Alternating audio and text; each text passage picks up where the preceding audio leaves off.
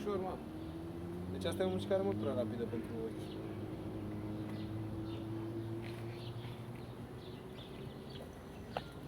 Ia dă-i drumul.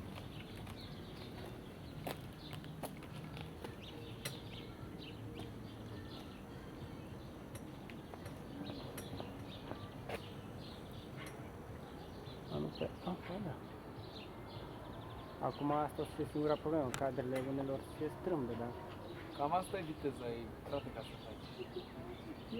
Dacă ai făcut o mișcare așa, iese, nu e corect, nu? Ba da. Uite, hai să facem acum o coborâre. Dar hai să zicem un pom ăsta. Uite, zice că era un pom și coboram pe acasă. Ar trebui camera mai încolo. Așa. Uite frate, suntem un pom, da? Stabilizăm. Coborăm și noi. Stabilizăm, da? Coborăm și așa.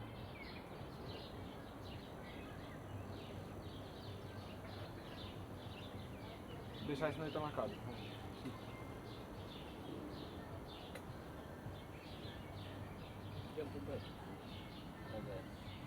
Nu văd până pe ecran, frate. Deci spune când vezi Băi, pe știi televizor. ce fac, mă? Fii atent că mi-au telecomanda și pot să fac zoom-ul din telecomandă. Pun ăsta așa, ba nu.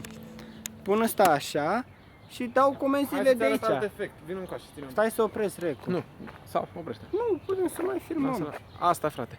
Dacă ai făcut urcarea cu camera așa, e mult mai tare. Poți să dezvălui mai mult. Deci când ai plecat de aici, e greutatea mare, mă, partea asta.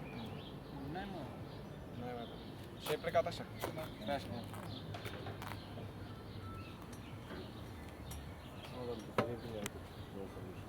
Da, te chinui tu puțin, dar se mișcă bine.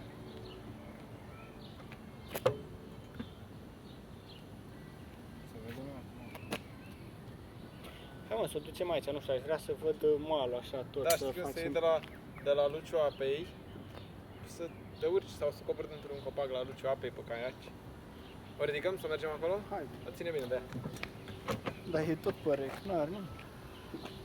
Da, nu trebuie să mergem deasupra apei, aici e suficient. Atâta, mă, atâta, băi! N-aș vrea să fiu cu camera chiar. Hai, stai să o învârt invers. Așa.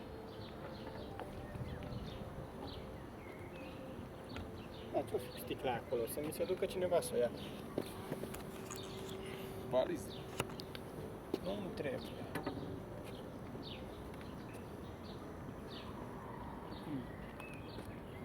Nu am pus să stai telefonul.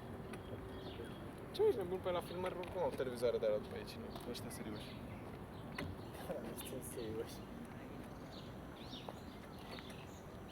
Bă, acolo am văzut macarou. De ce, mă, că e super criminal? Foarte tare, mă. Oricum, te gândești la ce mișcări vrei. Păi da, asta, Salut. noroc. Și putem să facem orice cu ea. Made în România. Poți să nu tot tu? Cât